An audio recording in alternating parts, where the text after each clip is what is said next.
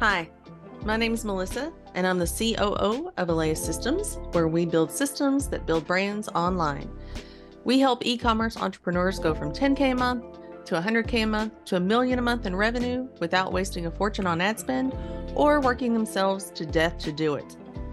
We've done over $50 million in revenue for our own brands and our clients' brands in our agency, and we're just getting started. The systems that we teach are effective, they're repeatable, they're scalable, and they've worked for our businesses, they work for our clients' businesses, and they'll work for your business. So welcome to the Eleyae Systems podcast, Journey to an 8-Figure e-commerce business. Today, for the final episode of this season's podcast, we'll be doing things a little bit different. I'll be interviewing our founder and CEO, Emmanuel Eleyae. He has a long background in business, building e-commerce brands, and is super passionate about all things related to e-commerce, marketing, and operations. You'll hear Emmanuel talk about how he got his start, the highs and lows of running your own business, and advice for people starting on their entrepreneurial journey. This is an episode you don't want to miss. So welcome everybody to the Eleyae Systems podcast. Today, we're going to be interviewing Emmanuel Eleyae, the founder and CEO of Eleyae Systems. I'm Melissa Crawford, the COO of Eleyae Systems, and we're going to get right into it. So hi, Emmanuel. How are you doing today? I'm doing great. How are you, Melissa? I'm great. Thanks for asking. You're welcome. So for any listeners who may not know you or your background, can you tell us a little bit about yourself? Yeah, sure. So I'm Emmanuel Eleyae, as you mentioned, CEO of Eleyae Systems, where we build systems that build brands online. And I love what I do, and I love the people I get to work with. It's a phenomenal job. The clients we have are amazing, and it's what we're familiar with and what we're good at, because we take a systems and operations approach to growing and scaling e-commerce brands, which is near and dear to my heart. I was in the military before, finished at West Point, was an armor officer for a while, got my MBA in international business, and then was an operations manager at Amazon running fulfillment centers for them. So I very much enjoy the ops side of things, and have applied that to e-commerce. We launched a business, gracelea.com, that scaled pretty quickly, and we learned a lot there. And now here we are. So that's my background. Great. And for people who may not be as familiar with operations, can you tell us some of the differences between marketing and operations? Yeah, so big difference. I used to think, honestly, that operations was somehow secondary to the marketing function. But honestly, marketing is a lot of ops. They're very similar. It's just the output is different. So in the ops world, everything you do, it has to be effective, repeatable, and scalable. For example, when we're at Amazon shipping 1 million packages a week, there was no, hey, 2% of them got there, right? Every package has to get there, right? It has to be effective. Whereas in the marketing world, it's kind of, hey, we get 2% of people to convert. It's okay, right? But the systems involved, the processes in marketing is what are similar, right? The creation of content, the creation of marketing assets, there's systems involved that are very similar to an assembly line like we did in ops. Where I think the difference is between marketing and operations is simply what the output is. So if the marketers do their job right, obviously more revenue and sales come into the company. And then if the operations folks do their job right, more profit drops to the bottom line. So we keep more money on the ops side of things, whereas with the marketing side of things, we make more money. Because you can have an operation where it's very costly and wasteful, and so the marketers keep making more and more money, but the operation keeps growing equally as big, and there's zero profit. So the ops side of things, they're focused on the bottom line and sticking to budgets and coming under budget, while the marketers are focused on forecasting and driving revenue up. Do you think it's just as important for a business to have a good operational foundation as it is, and really before they start marketing their business?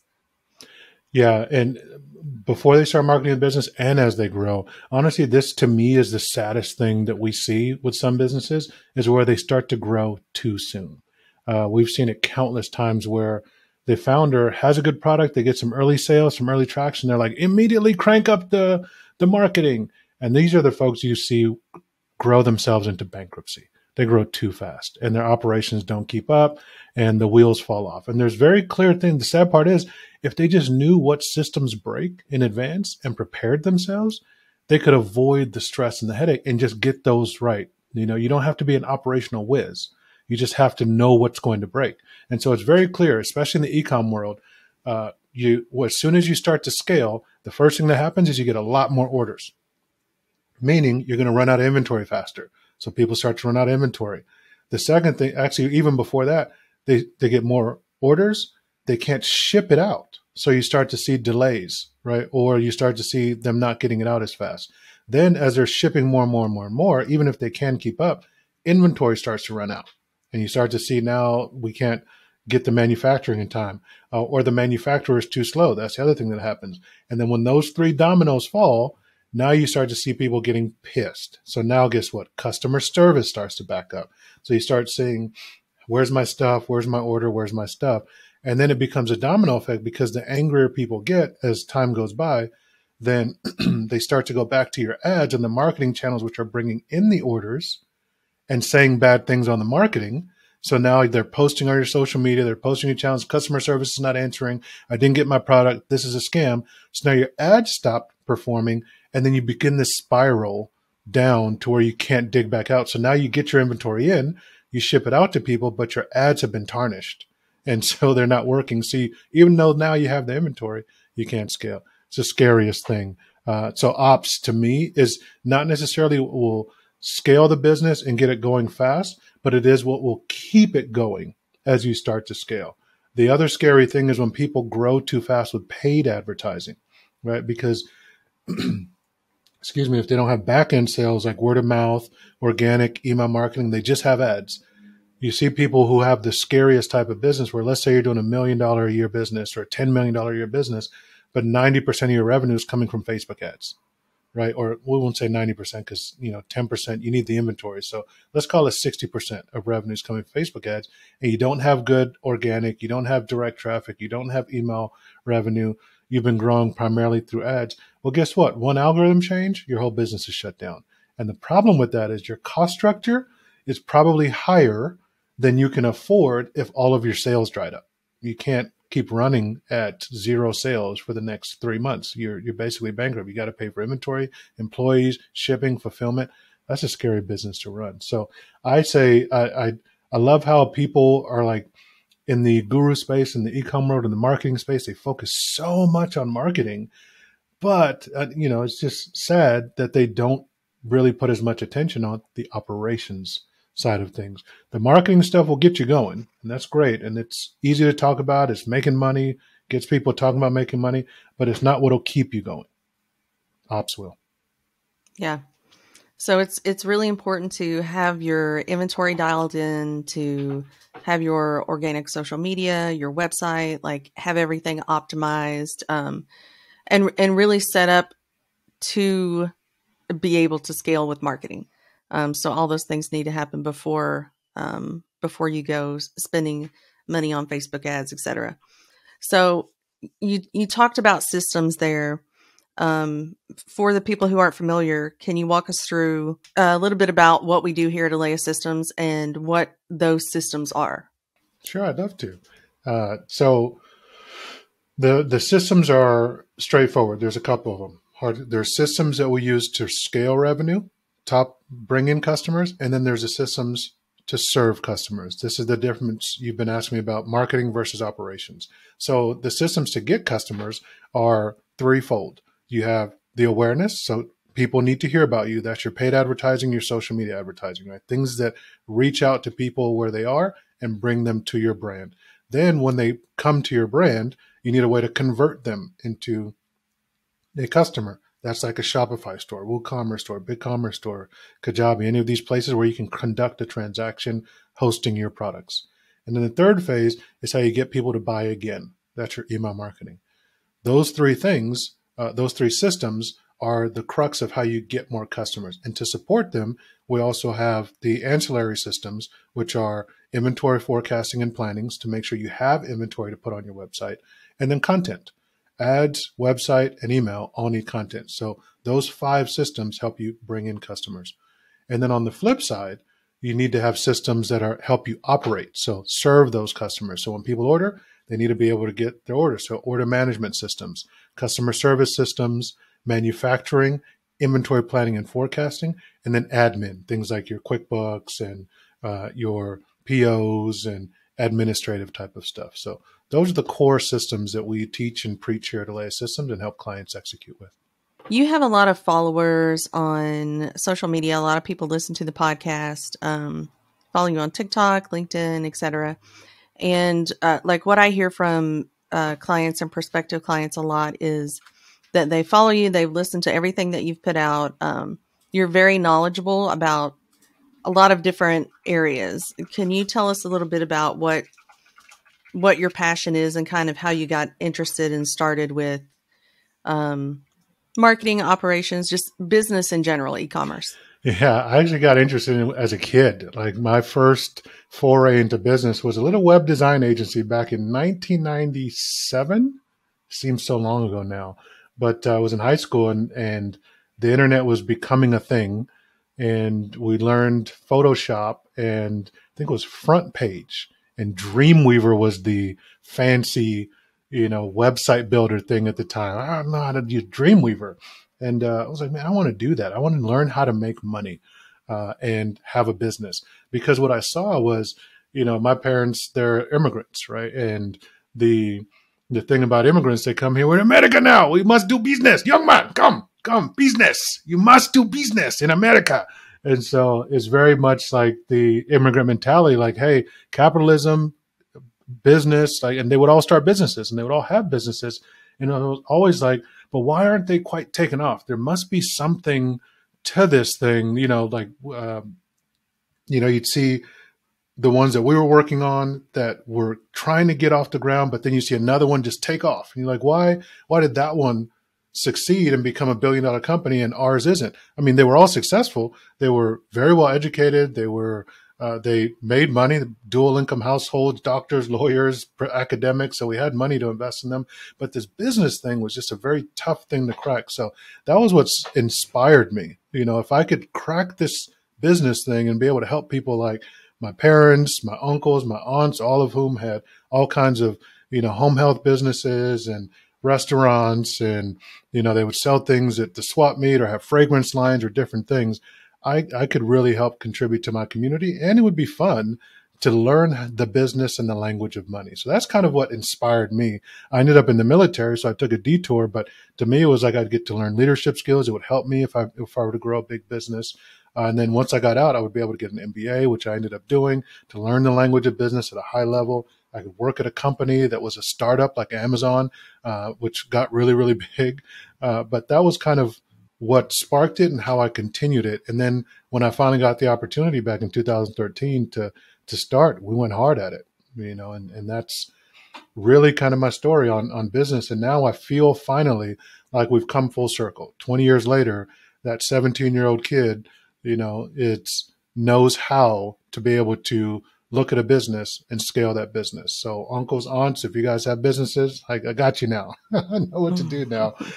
Things have changed. I wasn't as smart on it back then, but I feel much more comfortable scaling and growing a business now because we've done it a lot, and we've kind of learned the language and we've figured things out. Yeah, we've done it a lot. We've done it for, I've lost count of how many clients we've helped scale. It's, I don't know, somewhere around 50, 60. Mm-hmm. I don't remember the exact number. Yeah, we've had 50 or 60 that have hired us, but we've actually coached and consulted with over 100 at this point. Yeah. And the amount of sales calls and just consultations that we've done is even higher than that. So yeah, we've worked with a lot at this point. So we've seen a lot. Yeah. So this is business in general is a lifelong passion of yours. Like, mm-hmm. Is there, like, if you could do your dream job, would this be it? Or is there something else you would do?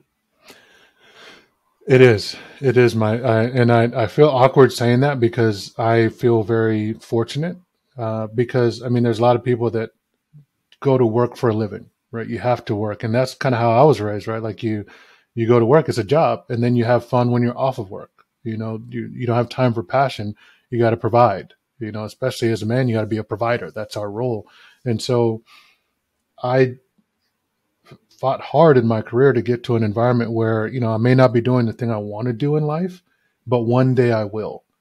And I feel like I'm there now, right? Like every day I come into work, I'm constantly challenged. Like, we have multiple clients, so I never have to focus on the same thing. Like, I get bored with doing the same thing over and over again. Like, for me, the ideal analogy is like the person who is the architect or the builder of the house versus the person who's the property manager of the house, right? The property manager is just day to day managing.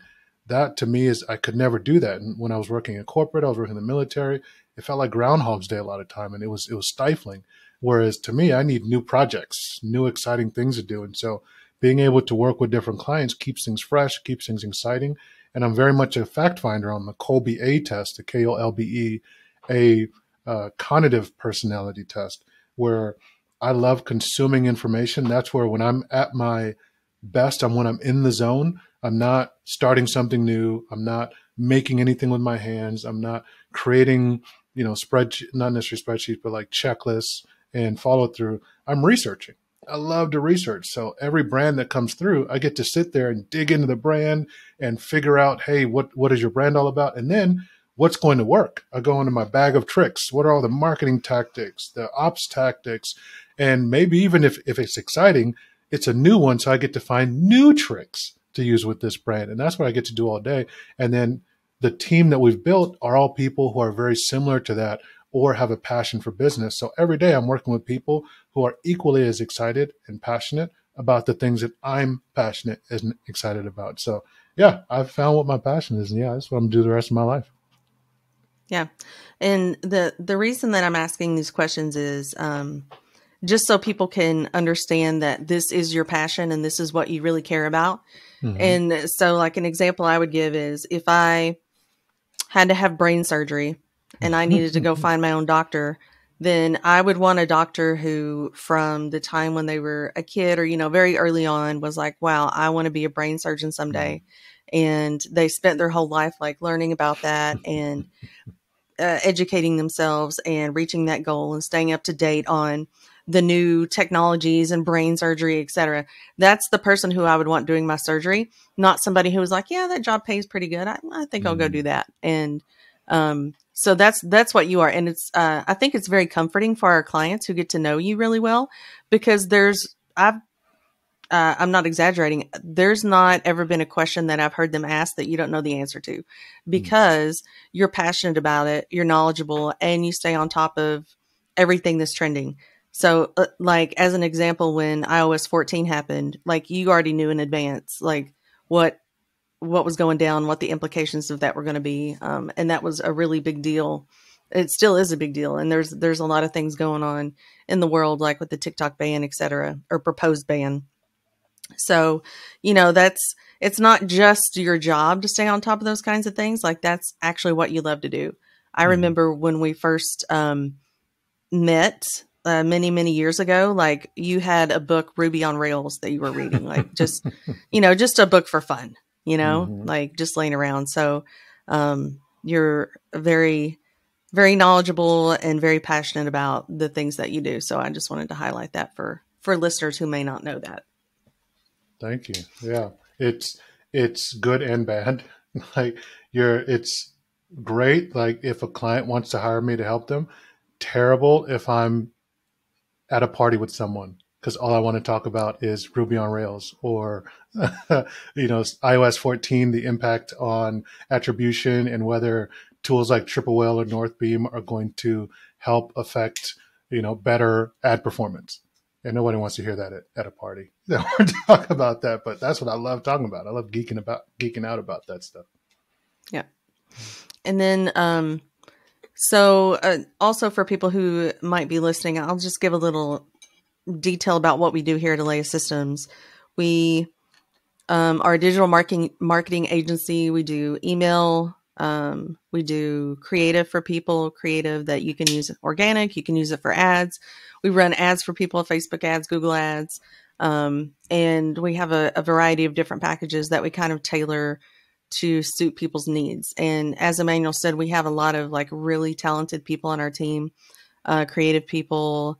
We also do inventory planning, help with inventory planning and analysis, and a team of media buyers and and just a whole host of people that are really also very passionate about what they do. And I would say 97% or 95% of our team is the same score on the Colby, the fact finder.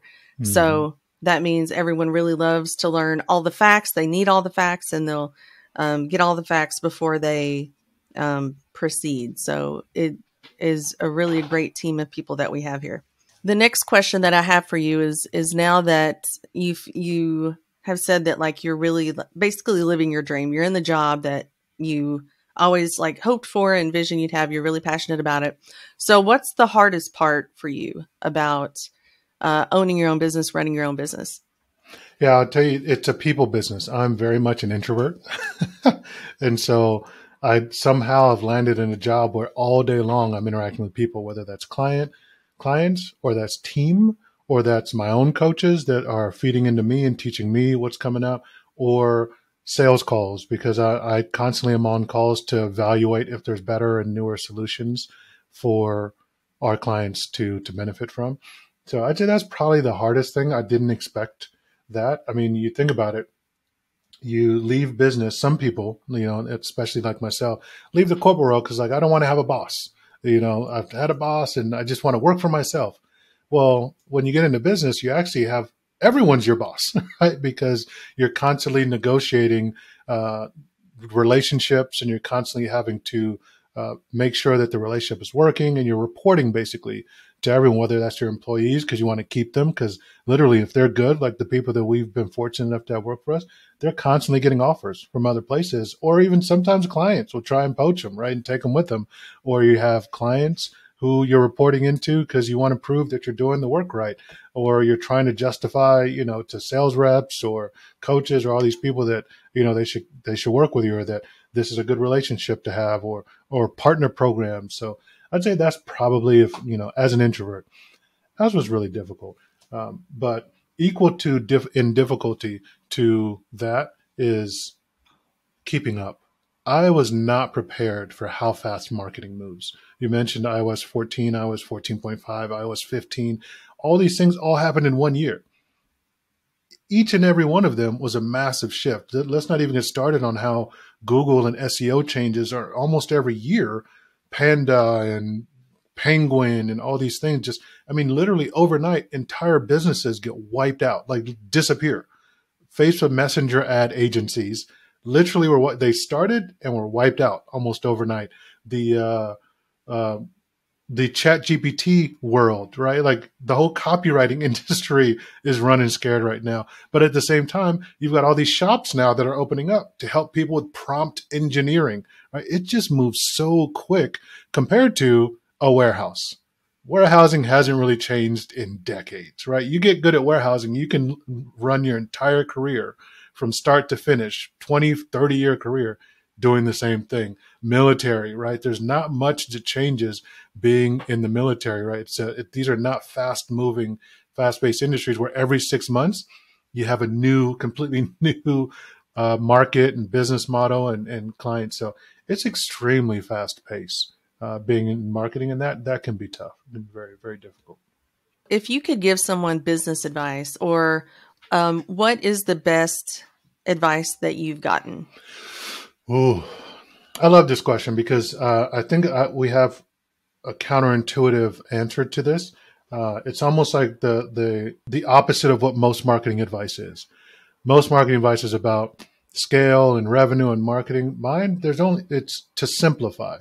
Right? Just find one thing that works and double down on that. Right? When we were first starting, I was trying all the things. We were just starting our e-commerce business, setlinecaps.com, and I was trying the Etsy ads and the Facebook ads and the Amazon ads and the Google ads. And I remember our goal was to just get 3 sales a week.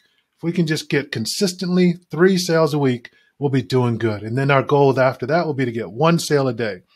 And I'm spending all this money on ads, and I'm going in all the chat rooms and Facebook groups and saying, hey, we have this product, just working myself to death, trying all the things. And then we had an influencer show up one day and we didn't even ask her to do it. And she didn't even let us know she was doing it. And we sold 500 units out of nowhere. And then she posted another video 2 weeks later, and we sold the other 500 units which we had at the time. Sold us completely out. A month later, I'm still doing all the things. We replenished. I'm trying to figure it out. I'm talking to a coach like, hey, I'm just trying to figure out how do we get that consistent? Because that influencer thing was nice. It was a nice spike, but it's inconsistent. It's lumpy growth. How do we make it consistent? I'm rattling off all the things I'm trying. I'm doing Twitter ads and Etsy ads and Facebook ads. I'm doing all the ads. Yeah, we had this influencer thing, but it's not. So wait, stop. Go back.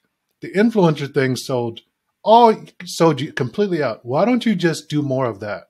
And it was like a light bulb went off. Like, yeah, we should just do that. And we just focused on that. And all the other stuff stopped. And I focused on, let's just focus on getting as many influencers to work for us. And over the next 6 months, we had like 100 influencers that we hired. We built a whole system around it. We built tracking spreadsheets, scripts for them, and we built a process and just focused on that. And that's how we went from around 10 to 20K a month to over 84K a month in revenue consistently using just the influencers, which I thought was too lumpy. No, we systematized it. And so to me, that's the greatest advice that I got in business. If I can do a second one, am I allowed to do two? Yeah. Okay. If I can do a second one, is marketing is not as hard as we think. People, when they talk about marketing, they're actually talking about tactics, like marketing hacks, marketing tips. But at the end of the day, marketing has been figured out for decades. There's only 3 ways to make more money in business. You either make more from existing customers who pay you, get more customers, or get customers to buy more often. That's it. And that's literally how we've built our Eleyae Systems is along those 3 areas, right? So to get more customers, that's awareness. That's your Facebook ads, Google ads, and social media. That gets you more people in the door. But we do that last. The second way is to make more per customer. So when we're at Shopify, or that's usually the website we work on, we want to improve the conversion rate and the average order value at the time of sale. So we make more per purchase when they purchase. That's the second thing we do. And the main thing that we focus on when we're doing an implementation is the back end sales. Get people to buy more often. So if one person has bought, if each person that comes in buys once for $50, well, if you just get them to buy again, you've literally just doubled your revenue, right? So, and it's easier to sell to an existing customer than to get a new customer. But those 3 ways, as long as you focus on those 3 things, marketing is super easy. And then just do things every day that help you in one of those 3 areas. And if you keep that as the focus, you can A, simplify marketing, and B, avoid all the shiny object syndrome and the rabbit holes that claw. If you can't tie back what some agency or some guru or some new tactic or blog post you read, if you can't tie it back to one of those 3 areas and how it'll improve one of those areas, don't bother with it. It's not going to help you. And that simplification made things so much easier in terms of what systems should we implement in our business and what should we focus on, and allow me to get, me and all the folks that we coach to focus on what matters and not get completely bogged down and busy all the time. So that brings up another question for me. We get a lot of questions about should people run Facebook ads for their business? What would I know there's that's a complicated answer, but if you could, sure, do your best. Yeah, people. So the short answer to the question, if they're asking, should I run Facebook ads? The answer is no. Right. Here's when you should run Facebook ads. You should run Facebook ads when you no longer need it. You need to run Facebook ads, right? Because all the other stuff is working. Your back-end sales, your organic, your content, you have a community of people. Those are you have proof. People, your stuff is flying off the shelf. You keep running out. Word of mouth. People are sharing your product. And maybe you're not doing a lot of revenue. You don't have to be doing 100,000 a month in revenue. Maybe you're doing 10, 20K. But those are the indicators that you can run ads. Because what? You have proven that there is demand for your product. Those are the people that are ready for Facebook ads. The opposite is where people get into scary scenarios, right? Where, I went and bought $100,000 in inventory. It's sitting in my warehouse. I don't have an email list. I'm not sending emails. We're going to go ahead and get our social media stuff set up, but we've been spending $30,000 a month on ads. Well, how much are you making on those ads? $35,000 a month. But we need you to come get us a 3 ROAS. Like, whoa, there's no proof of demand. There's no community. There's no organic anything here. This is literally, you're giving Facebook all the money to bring you people to buy your product, and you're barely breaking even. That's what most people who are asking the question Should I? They're not asking should I. That's most of the people who get into a dangerous scenario and should not run ads. If you're wanting to run ads, don't get in that scenario by first focusing on what are the organic indicators that I'm ready for Facebook ads. Yeah. That's what they should be asking. And then what would you say is, I don't want to say a mistake, but maybe an opportunity that you see for people who are starting out in business? If people go back and listen to some of the previous podcast episodes, I think there's a lot of great learnings from people that you've interviewed this season. What would you say is like a common mistake or opportunity that people have when they're just starting out? What, starting out in business overall? Yeah. Okay. And I'll stick to the type of folks that we help, right? The bootstrapped e-commerce entrepreneur, the people who are, as opposed to people who are like VC funded or private equity funded or are Amazon or drop shippers or whatnot. These are folks who have an idea and they make it, and they're creators. They maybe even beyond private labeling, they actually go get a mold made and they manufacture, or they work with a designer, or they make it in their kitchen. They're making hair care product or something. Those folks. The thing I love telling them is to stick with what got you, what worked. If you made your product, make sure that people want it before you go too far with it, right? Because you end up getting stuck with your business because people don't realize you can give up on your business, but they don't realize that. So they stick with it way too long when in reality, the market's telling them this business isn't working. Nobody wants what you have. Like, remove the ego from it. We had a phenomenal interview we did with Christopher where it's like, let the business go, right?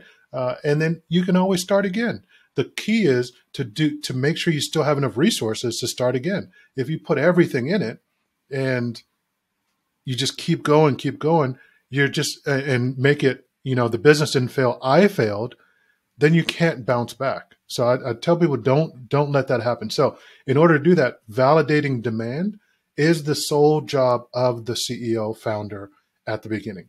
And I would argue throughout, because any job you do outside of validating demand, which is talking to customers to see if your product solves their pain point and finding out what are the pain points they have and coming up with solutions to those pain points, any job other than that, you are hurting your business. You're getting in the way of your business. You're taking time away from things that will help you grow your business. Because remember, what we talked about is the whole point of before you go running ads is you need to validate that you're getting organic sales, you're getting word of mouth sales, you're getting revenue from email, you're getting repeat purchases. Those are the things you need to do. Take your time to do that rather than, hey, we're 3 months in, we're only making $10,000 a month, we need to turn on the ads. You're not ready. Take your time. Make sure you're getting those organic metrics. And then what will happen is naturally you'll have all that raw material, all that organic sales, all that audience that you've built up slowly. And then when you turn on the ads, then you can really take off. That's my advice to folks just starting out, is focus on the demand gen, confirming. And I think sometimes people, when they're starting out, they think if they're not seeing initial successes, they think, oh, well, I just need to work harder, or I need to find, an expert, or I need to drop a bunch of money in Facebook ads, and that's going to solve it. But that's not necessarily true. Nope. And we went into this deep in the first couple episodes in season 1 of this podcast. I think it was episode 2 or 3. We talking about how to measure that. So anyone listening, go listen to that. We went in deep. I mean, one of the tactics is just talk to 30 people about your product and then ask them this key question, which is, how much would you pay for this thing?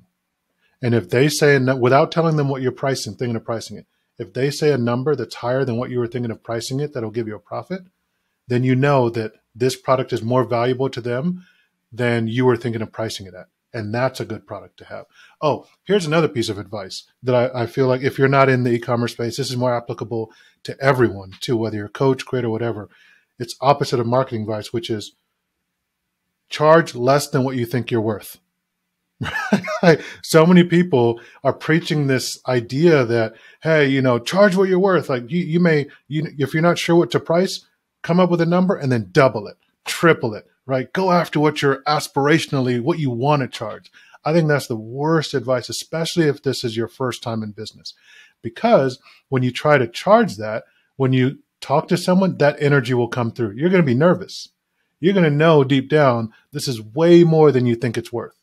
That is disaster when you're starting to sell, and people can feel it. You know, it's an awkward kind of thirsty kind of energy, or it's just a weird feeling that you get when someone is kind of like, well, you know, if you can't afford it, that's fine. Or if you don't know the price, or if you have those harsh tactics, I think you should do the opposite.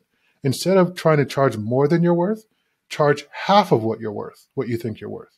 Why? Because you come with a completely different energy. You come with that cool energy of someone that's just like, are you kidding me? I'm literally giving this away. And now your energy is much more relaxed.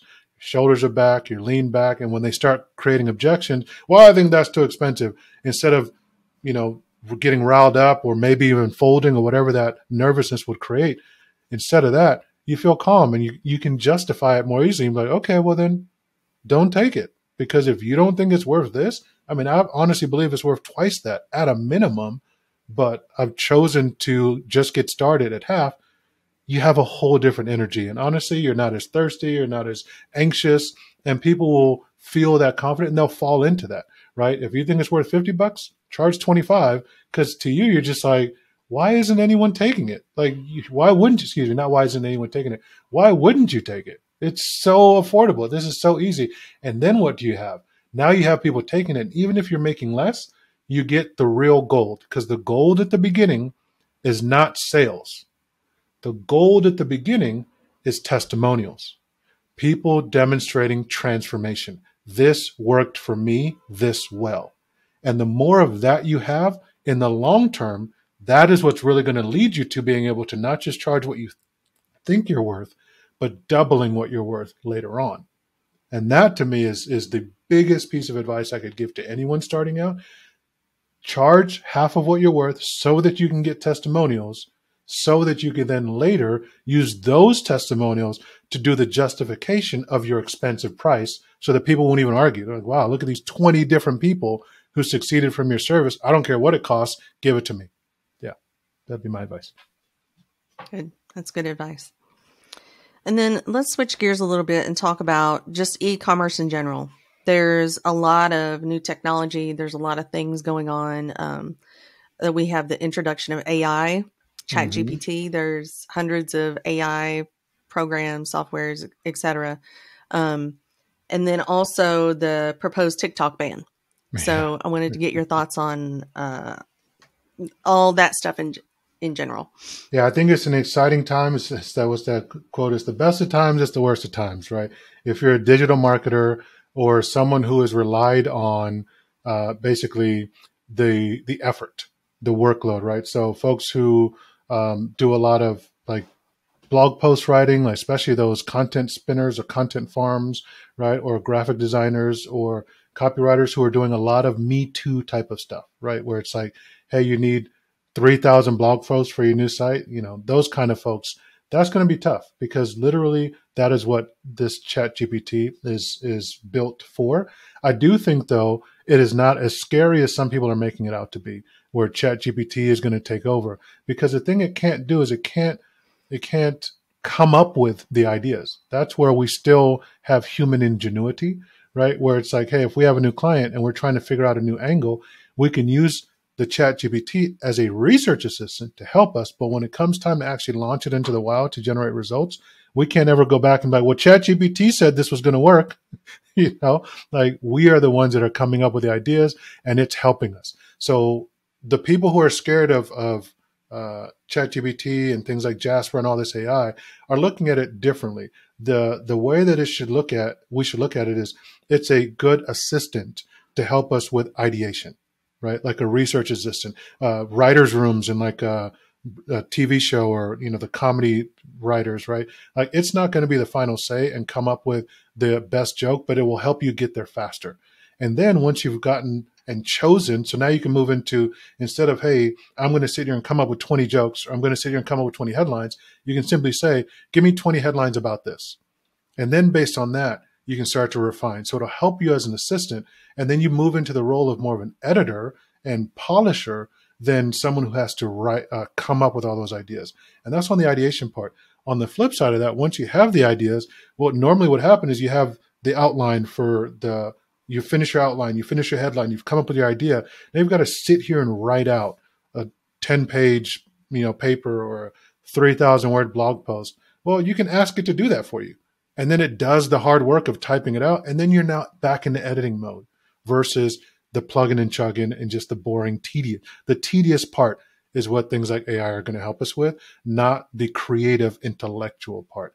So that to me is like, I'm not scared of it. I'm excited about it because for especially the brands we work with that are not selling Me Too products, they're selling innovative products. This is a game changer, right? Because if you're selling toasters, I mean, there's so much content about toasters out there. You can just copy, paste, swipe from someone else. A lot of the Facebook advertising strategies and gurus usually are helping brands like that. So copywriting has been a lot of look at what your competitors are doing and swipe, right? Great artists, good artists copy, great artists steal. That idea, right, is like you see a lot of people just taking from their competitors. But the clients that we work with, they're making stuff that's never been brought to market before because this is their invention. So they need to constantly be coming up with different angles, different ideas, and they may just be limited. So in this sense, things like ChatGPT are super helpful in being able to come up with those ideas for them and be a research system sounding board. Now, as far as the TikTok ban, oh man, how much time you got? Like, I love this debate and I think it's hilarious to me. Yeah. Go ahead. And I feel like by the time this podcast is released, like it'll be so like different than, but yeah. Who knows? That, and it's honestly, it's a toss up 50-50. What's going to happen there? What's so funny to me? I can shorten it up. I don't need to go on a long rant about it. But the thing that's the funniest to me about it is how much the conversation has been, pushed onto TikTok as the villain here, but Facebook's doing all the same stuff. Google has more data than both of them combined. So that's my short answer to that. I think it's more so just that it's an external company, but I mean the amount of privacy that we have given up as a society is actually the bigger conversation, not TikTok is the problem. So I feel like it's just a misguided conversation. I mean, to think about it, Apple is the only one that has really pushed this privacy issue really to the forefront with iOS 14, 14.5, 15, because it showed us like as soon as that happened, like ads stopped working. But I feel like the ads shouldn't have worked that well. They were cheating. Like it makes no sense. There's an ad format that worked really well for a while called DABA, Dynamic Ads Broad Audience, where basically you would just take your catalog from your Shopify store, which is literally just products on white, like on a white background. And imagine a toaster product, right? So you would take your toaster product listing, import that into Facebook. Facebook would take that image and go to a broad audience, which means that there's zero targeting. And it would run those ads and be able to send you people who are ready to buy right now. So that means how much did they have to know about you to know that you're in the market to buy a toaster right now? I mean, how would you even do that? Like this person likes toasters. They like this kind of toaster. They've been researching these other things. They've been talking about this. They've been Googling these ideas. They had so many data points that they could know just off of one picture in your Instagram feed, you would click and go buy today.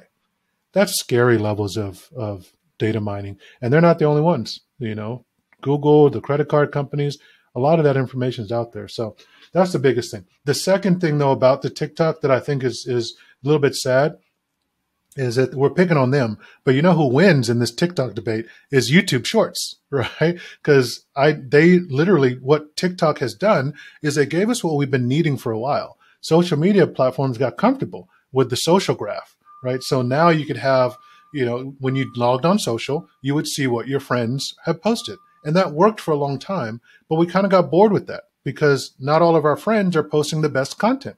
We wanted to discover new stuff. And TikTok went ham with that, right? Like that's their whole thing. They not pioneered, I think Vine actually kind of started this a little bit more, but instead of you seeing stuff from people you follow, you see stuff that they think you're interested in. And that is a huge game changer because now that's how you see people, go down this rabbit hole and spend 4 hours. And you're like, wow, because it knows me and it has figured me out. right? It's an interest graph. That was an innovation that needed to happen. You see IG Reels, Pinterest Idea Pins, YouTube Shorts following suit because they've seen, wow, that really works because it keeps people on the platform longer, which means we can feed them more ads, right? And neither here nor there, they're getting better at monetizing it. They're not as good, but that was the innovation. And that's what we were screaming for. We want more content. Out of all of this, YouTube is really going to be the one with YouTube Shorts. I think they're the ones that's going to win out because they're the silent sleeper.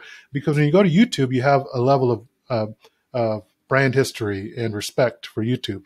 And I think the content on YouTube Shorts over there is actually better than the content on TikTok and IG Reels. And even IG Reels, there's such a mess over there on Instagram. They're having such a crisis that I don't think people really, it's not like TikTok versus IG Reels. I don't think, that's the competitor. I think it's like if you're comparing short form video providers, it's probably going to be, it's TikTok and that's it. But then the next one in order is YouTube Shorts, right? Even Facebook Reels, nobody listens. Those things, I hate those 10-minute things that, they just try and hook you to the end. Like, look at this police officer with this woman in a wetsuit. What's going to happen? And they just drag it out for 10 minutes and it's clear it's not authentic. It's staged. Anyway, let me not rant about that. But yeah, I think the format of TikTok is what is exciting that TikTok did for us. The interest graph versus the social graph. And I do think what people need to watch for is that YouTube Shorts is probably going to be the winner in all of this. Yeah. And I don't know if you were able to watch much of the hearings, but they're supposed to be putting, or they might have already done it because even I'm not as up to date, but putting the servers in Texas. So they'll be in the United States behind a firewall. So everyone feels, like everything's protected, which is great. And that should happen. But what about all of the other social media platforms like Facebook, Instagram, all of the rest of them. So I think that people maybe have an unrealistic or they just don't have the information about how many companies and how many apps that we use every day that are not located here in the United States and nobody's data is actually safe. Mm-hmm. And that's to me, the actual conversation that needs to take place is that privacy is a thing of the past, right? There's so many, your phone knows so much about you. And I almost feel like even with the iOS 14 and iOS 15 stuff that Apple did, they were just playing, pretending that they're really focused on our privacy, when in reality, they just want all the data for themselves. We all have our phones with us at all times. We're not always on Facebook, and look at Google. Google knows everything about us. They know what restaurant we went to. We know where we're driving to, where we're going. We're passing. Like, you'll start to see targeted ads based on what location you just drove by. Right? Because they're there watching you. They know what you're Googling. They've got every website you've been to, more than likely, especially if you're using the Chrome browser. If you're on an Android phone, they know everything about you, right? And we're worried about one app. It's just kind of, it's funny. It's really the least of our concerns. Yeah, honestly, we picked this company. All right. Yeah. What do you think is next for Eleyae Systems? So we've talked a lot about what we do and what your passion is and sort of the changing landscape of, AI, TikTok, et cetera. What do you think is next for Eleyae Systems? Yeah, this is huge. I think what's next for Eleyae Systems dovetails with what's next in the e-commerce industry in general, especially for bootstrapped e-commerce entrepreneurs. I think where we're moving towards is because of things like what we've just been talking about, like privacy concerns and Facebook ads don't work as well. We're going back to basics. Right, which is back in the day when the advertisers, the Madison Avenue style folks who were doing billboard advertising, they didn't have attribution windows that were 7 days or 1 day and could say, oh, my ROAS is this the same day, right? Like run an ad and get 2x return and attribute it down to the ad level, not even to the channel level like Facebook versus Google, not even to digital versus non-digital. They basically had to do, let's run a couple billboards in Idaho and then a couple over here in California and see which ones do better. And it will take 3 to 6 months. We're moving back to that environment. And what worked in those days was content, right? Having really good copy, having really good content, having really good creative that really spoke to someone and got them ready to buy in a way that didn't require a huge sales team, a huge sales presence, a huge explanation, right? And so that to me, or I should say, not a huge sales team, a huge sales presence, didn't need a whole lot of data, a whole lot of targeting and interest groups. And it's what the platforms are looking for too. They don't want us doing a lot of media buying. Facebook just got rid of all kinds of interest groups. Google Ads is pushing performance max campaigns. Good Lord. And Facebook is now pushing Advantage Plus campaigns where you can't even put in audiences, right? They really don't want us targeting that way, which means that they want creative to do the talking. They want us to do the thing that their machine learning algorithms can't do currently, which is make the content that is going to be interesting for the viewers on their platform. So I think that's how we need to move towards how do we make more content that does the connection and the selling and the targeting in the creative. Best example I can give is the first 5 seconds is call out the audience. If you're a man over the age of 40 and you have this problem, here's a solution that's fast, easy, cheap to fix it. Bang. 10 seconds, you, the viewer, knows what it is, and you either agree with it, or you, the viewer, knows what it is, and you disagree with it, and you swipe by. But now the algorithm sees who is resonating with that, and it's super clear based on that ad versus another one that was for women under the age of 40, right? There's going to be two completely different groups of people who are liking, sharing, commenting on that post, and that is doing your targeting for you. And if you do that, you don't need to do any targeting in the platform. You can run broad, and you could even run non-conversion objective campaigns, meaning you can get cheaper inventory than just the small pool of people who are ready to buy right now, because it's going to target those people who are very interested, and they will be the ones that click to your website who are much more qualified to buy. So that to me is the exciting part. The second piece, besides just focusing on content and creative, is community, right? So especially brands like ours that do a lot of e-com or proprietary products versus Me Too products or Amazon brands or drop shippers, is you've got to be able to speak to a community and build a community around your brand and potentially even sell digital products, right? If you're an e-commerce brand selling $25 items, right, you have cost of goods sold, you have shipping, you have customer service, you have manufacturing that you have to do for that. Well, a course doesn't have any of that. So we're moving into courses for our e-com providers, but at the same time, a $25 course is considered cheap. Right, that's very affordable. And so now you have the benefits of that $25 average order value or price point without all the costs associated with it. So I think a lot of e-commerce people are going to move that direction. And that's one of the areas that we're beginning to invest in, hiring copywriters, course creators, and people like that. And also, I think we had a phenomenal conversation with Angelique, because this is some of the ideas that are on our mind. And she dropped all kinds of knowledge bombs on us that course creators can benefit, who are, especially if you're charging high ticket, service providers who are in the B2B space, they could benefit from what the e-com folks know, which is low ticket sales. These e-com folks are making profits even though their average order value is $25 to $40. That's super low, but yet somehow they're making their businesses work by having a large volume of transactions. So instead of having, 100 people pay you $297 or $997 over the course of however long, you have 10,000 people pay you $24.99.